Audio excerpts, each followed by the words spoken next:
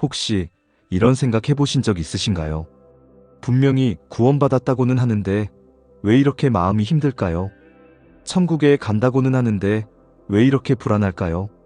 저 역시 오랫동안 비슷한 고민을 해왔습니다.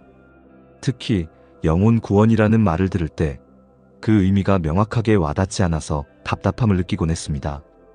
그래서 오늘은 우리가 흔히 사용하는 영혼이라는 개념을 명확히 정리하고 구원이 우리 삶에 어떤 변화를 가져오는지 차분하게 설명해 드리려고 합니다. 우리는 일상에서 영혼이라는 말을 자주 사용하는데요. 성경의 원어인 히브리어와 헬라어에는 영혼이라는 단어가 없다는 걸 알고 계셨나요? 한국어 성경에서 영혼이라는 용어는 번역 과정에서 만들어진 합성어로서 중국어 성경의 영향을 받아 형성된 것이라고 하네요. 히브리어와 헬라어 원어 성경과 영어 성경에는 영과 혼이라는 두 단어로 명확하게 구분하여 사용하고 있습니다.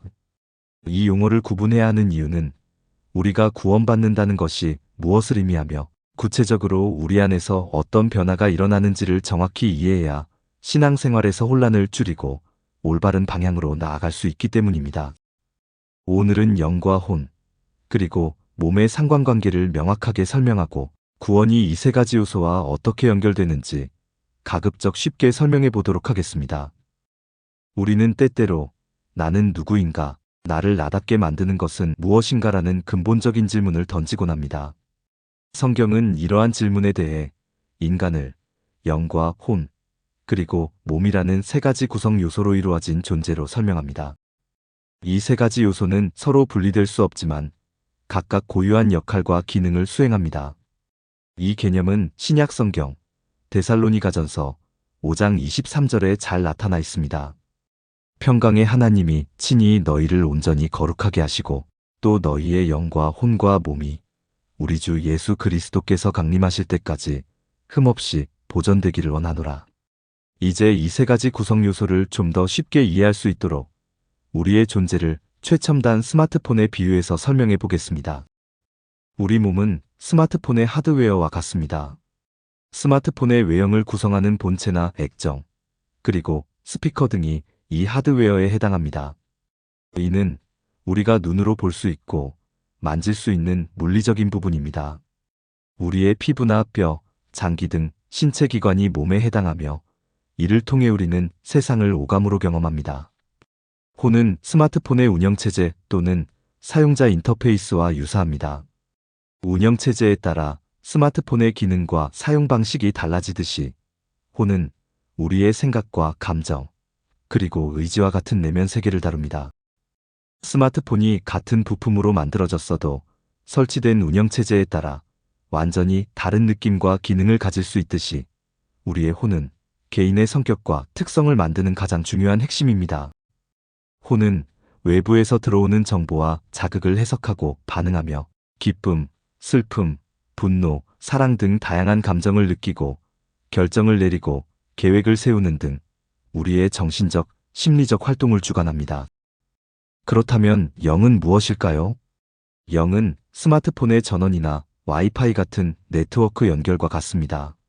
아무리 좋은 최신형 스마트폰이라도 전원이 꺼져 있거나 네트워크 연결이 없다면 스마트폰은 제 기능을 발휘할 수 없겠죠. 영은 혼과 육체가 온전히 기능할 수 있도록 하는 근본적인 생명력을 제공합니다. 이 개념은 다소 추상적이지만 신앙적 관점에서 매우 중요한 의미를 내포하고 있습니다. 영은 우리의 가장 깊은 곳에서 하나님과 직접적으로 연결되는 통로입니다. 원래 인간은 창조주 하나님과 직접 연결되어 생명과 능력을 공급받도록 창조되었습니다. 따라서 우리가 하나님과 연결되어 있지 않다면 아무리 뛰어난 지식과 경험을 가지고 있을지라도 진정한 의미에서 살아있는 존재로서의 기능을 온전히 발휘할 수 없습니다. 영적 생명과 하나님과의 깊은 교제, 그리고 참된 정체성의 근원은 바로 영을 통해 우리에게 드러납니다. 그러나 인간은 죄로 인해 하나님과의 근본적인 관계가 단절되는 비극적 상황에 처하게 되었습니다. 이는 마치 스마트폰의 전원이 꺼지거나 와이파이 연결이 끊어진 것과 같습니다. 하나님과의 영적 연결이 차단되면서 운영체제인 혼은 더 이상 근원적 생명력을 공급받지 못하고 몸을 통해 유입되는 외부 정보와 개인의 감정에 의존하며 불안정하게 작동하기 시작했습니다. 이는 성경에서 언급하는 타락한 인간의 본질, 곧 육신에 속한 상태와 본질적으로 일치합니다. 이처럼 영과 혼, 그리고 몸을 구분하는 것이 중요한 이유는 우리가 신앙생활을 할 때 무엇에 집중해야 하며 어떤 영역을 변화시켜야 하는지를 명확하게 알 수 있기 때문입니다. 많은 사람들이 영혼이 구원받았다라고 표현할 때 영과 혼의 본질적 차이를 명확히 구분하지 못하고 모호한 개념으로 접근하는 경향이 있습니다. 그러나 성경은 영과 혼을 기능적으로나 구원의 적용 방식에서 명확하게 구분하여 설명합니다. 예를 들어 예수님을 믿음으로써 구원을 받더라도 개인의 내면 세계, 즉 사고와 감정이 즉각적으로 변화되는 것은 아닙니다. 구원받은 이후에도 여전히 우울함을 느끼거나 죄의 유혹을 받을 수 있습니다. 이는 우리의 혼이 변화되는 데는 시간이 필요하기 때문입니다. 그러나 영은 예수님을 믿는 순간 단번에 새롭게 됩니다. 이러한 차이를 이해하면 우리가 구원받았음에도 불구하고 여전히 불안하거나 힘든 이유를 이해하고 받아들일 수 있게 됩니다. 다시 한번 정리하자면 몸은 우리가 세상을 경험하는 수단이며 혼은 우리의 성격, 감정, 사고방식, 습관 등 자아를 구성하는 핵심 요소입니다. 그리고 영은 하나님과 연결되는 통로이자 참생명의 뿌리입니다. 이 세 가지 요소가 조화롭게 기능할 때 우리는 온전한 존재로서의 삶을 살아갈 수 있습니다. 따라서 영과 혼, 그리고 육의 본질적 구조와 고유한 역할을 깊이 이해하는 것은 구원이라는 메커니즘이 어떻게 작동하는지를 명확하게 이해하는 데 매우 중요합니다. 그렇다면 구원은 구체적으로 무엇을 의미할까요? 구원은 바로 우리가 예수 그리스도를 믿을 때 죄로 인해 끊어졌던 영의 전원이 다시 켜지고 하나님과의 연결이 회복되는 것을 의미합니다. 이것을 영의 거듭남이라고 부르며 이 과정은 근본적이며 즉각적인 영적 변혁의 순간입니다. 법적으로 우리는 예수 그리스도를 믿는 순간 영과 혼과 몸 전체가 구원받은 존재가 됩니다. 많은 사람들은 구원을 사후 천국행의 단순한 보험 증서로 오해합니다. 구원은 미래만의 개념이 아닙니다. 그것은 우리 내면의 근본적이고 현재적인 변화입니다. 성경은 구원을 지금 이 순간 일어나는 영적 혁신으로 정의합니다. 아담과 하와의 타락 이후 인간은 하나님과의 연결이 끊어진 상태로 살아왔습니다. 영적인 전원이 꺼진 스마트폰처럼 인간은 더 이상 하나님과 직접 교제하지 못하고 혼의 힘과 세상의 영향력에 의존하며 살아갈 수밖에 없었습니다. 그러나 예수 그리스도를 믿는 순간 이 끊어졌던 영의 전원이 다시 켜지게 됩니다. 요한복음 3장 6절에서 예수님은 육으로 난 것은 육이요 영으로 난 것은 영이니라라고 말씀하셨습니다. 이 말씀은 인간의 본질적인 변화가 육체가 아닌 영에서 시작된다는 것을 의미합니다. 구원은 법적인 차원에서의 선언일 뿐만 아니라 영적인 차원에서의 새로운 시작, 즉 영적인 부활을 의미합니다. 이 새로운 생명은 하나님으로부터 오는 영원한 생명, 즉 영생입니다. 이 영생은 죽어서 천국에 가서야 누리는 것이 아니라 지금 이 순간부터 우리 안에 거하기 시작하는 생명입니다. 따라서 구원은 단순히 예수 믿으면 천국 간다는 미래적인 약속에 그치는 것이 아니라 우리가 지금부터 어떻게 살아가야 하는지를 완전히 변화시키는 근본적인 전환점이 됩니다. 하지만 구원은 여기서 끝이 아닙니다. 영은 새롭게 연결되었지만 오랫동안 자기 멋대로 작동하던 혼은 여전히 이전의 방식에 익숙합니다. 따라서 구원받은 이후에도 우리는 여전히 이전의 생각, 감정, 습관에 이끌릴 때가 많습니다. 이제 우리는 구원이 단번에 이루어지는 영의 변화에서 시작되어 우리의 존재 전체, 즉 혼과 몸에 영향을 미치기 시작한다는 것을 이해해야 합니다. 많은 사람들이 구원받은 이후에도 여전히 불안과 분노와 좌절, 그리고 습관적인 죄에 시달리는 이유는 우리의 혼이 아직 변화의 과정 속에 있기 때문입니다. 자, 이제 우리는 구원받은 영에 새로운 생명이 들어왔다는 것을 알게 되었습니다. 하지만 앞서 스마트폰 이야기를 했듯이 새로운 통신망에 연결된다고 해서 스마트폰의 기본 설정이나 운영체제가 저절로 바뀌는 건 아닙니다. 오랫동안 세상적인 방식, 자기중심적인 생각과 감정에 익숙해진 우리의 혼도 마찬가지입니다. 이 혼이라는 부분은 변화되는데 시간이 필요하고 또한 우리의 부단한 노력도 필요한 영역입니다. 성경에서는 이 과정을 혼의 구원 혹은 구원을 이루어가는 삶이라고 부릅니다. 그렇다면 이 혼의 업데이트는 어떻게 이루어갈 수 있을까요? 크게 세 가지 중요한 방법이 있습니다. 첫 번째는 말씀을 통해 새로운 기준을 세우는 것입니다. 우리의 혼은 세상의 가치관과 정보에 오염되기 쉽습니다. 마치 스마트폰에 불필요하거나 해로운 앱이 자기도 모르게 깔리는 것처럼요. 이제 우리는 하나님의 말씀이라는 가장 정확하고 신뢰할 수 있는 사용 설명서를 통해 우리의 생각과 판단의 기준을 재정비해야 합니다. 내 생각이나 세상적인 기준이 아니라 하나님의 말씀이 옳고 그름의 기준이 되는 것이죠. 성경을 꾸준히 읽고 배우면서 우리가 무엇을 믿고 어떻게 생각해야 하는지에 대한 새로운 지침을 세우는 연습이 필요합니다. 이는 마치 스마트폰의 모든 설정을 초기화하고 꼭 필요한 좋은 앱들만 다시 설치하는 과정과 같습니다. 말씀을 통해 나의 가치관과 사고방식을 새롭게 정렬하는 것입니다. 두 번째는 성령님의 인도에 귀 기울이는 것입니다.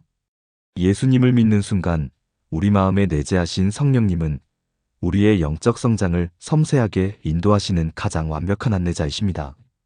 성령님은 우리가 말씀을 깨닫도록 도우시고 하나님이 기뻐하시는 생각과 감정으로 인도하십니다.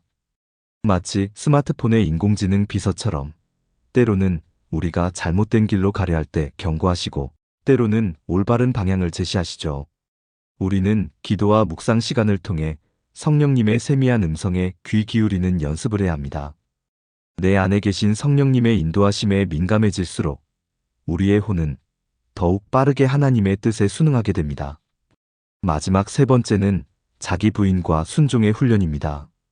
이것이 어쩌면 가장 어렵지만 가장 중요한 과정일 수 있습니다. 우리는 오랫동안 내 감정이나 내 느낌과 내 생각을 따라 살아오는데 익숙해져 있습니다. 하지만 혼의 구원은 바로 이러한 옛자, 즉 자기중심적인 혼의 방식을 내려놓는 것을 의미합니다. 마치 스마트폰 사용자가 자신의 고집대로만 폰을 사용하는 것이 아니라 제조사가 의도한 사용 설명서대로 기능을 익히고 활용해야 하는 것처럼 말이죠. 나의 감정이 하나님의 말씀과 충돌할 때 비록 마음이 불편하고 어색하더라도 말씀을 온전히 신뢰하고 따르기로 결단하는 훈련이 요구됩니다. 이것이 성경에서 말하는 자기를 부인하고 십자가를 지는 삶과 연결됩니다. 내 뜻대로 하려던 것을 멈추고 하나님의 뜻에 나를 맞추어가는 연습이 바로 혼의 구원을 이루어가는 핵심적인 훈련입니다. 이 세 가지 과정, 즉 말씀을 통한 기준 세우기, 성령님의 인도에 귀 기울이기, 그리고 자기 부인과 순종의 훈련을 통해 우리의 혼은 점진적으로 하나님의 형상을 닮아가게 됩니다. 이제 하나님의 말씀인 성경을 통해 질병과 고통에서 벗어나 자유를 얻는 여정을 예로 들어 설명해 봅니다. 이 사례는 혼과 영의 차이를 설명하기 위한 것으로서 모든 경우에 동일하게 적용이 되는 것은 아니라는 것에 유의하시기 바랍니다. 성경 말씀이 정말 우리의 몸과 마음을 치유할 수 있을까 하는 질문에 대한 깊이 있는 이야기입니다. 여기 오랫동안 질병으로 고통받는 교회 집사 한 분이 있습니다. 그는 날마다 찾아오는 통증과 불편함에 지쳐 있습니다. 그러던 어느 날 그는 성경을 읽다가 다음과 같은 말씀을 접하게 됩니다. 예수님이 채찍에 맞음으로 너희는 나음을 얻었나니. 이 말씀을 읽는 순간 그의 마음속에는 희망과 의심이 동시에 피어올랐습니다. 에이, 이 말씀대로 정말 내 병이 나을 수 있을까? 이렇듯 혼은 오랫동안 경험하고 학습된 자기 생각에 갇혀 의심합니다. 하지만 그 순간 그의 영은 다른 목소리를 듣습니다. 아니야. 이 말씀은 단순한 글자가 아니야. 이 말씀은 창조주 하나님, 어제나 오늘이나 영원히 동일하게 역사하시는 분의 능력 그 자체야. 예수 그리스도께서 우리의 모든 죄와 질병을 짊어지시고 십자가에서 고난받으셨어. 그분의 희생으로 우리는 이미 나음을 얻은 거야. 이 말씀을 믿고 받아들여야 해. 그는 혼의 의심과 영의 확신 사이에서 갈등합니다. 결국 중요한 것은 영을 따르는 선택입니다. 두려움과 의심을 넘어 말씀을 믿고 받아들이는 용기. 그것이 진정한 치유로 나아가는 첫걸음입니다.